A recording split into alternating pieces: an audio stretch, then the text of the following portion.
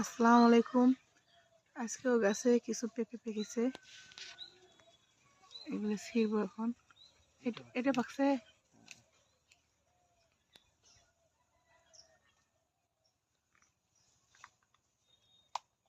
আল্লাহ, এটা তো পাখি খেয়ে ফেলছে রে, দেখি কেমন করে খেয়েছে।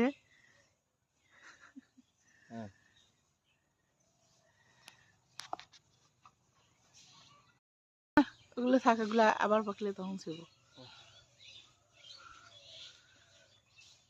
ওই পাশে গাছে আছে মনে হয় অনেক।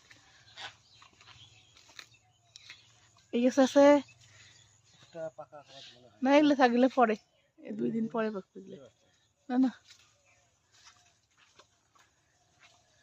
ওই গার্ডেনে কিভাবে যাও? যাওয়া সেই কষ্ট।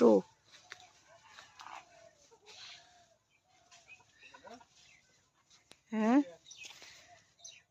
এটা পাকছে ভালো করে, পাকলে ছিঁড়ো, না হলে নয়।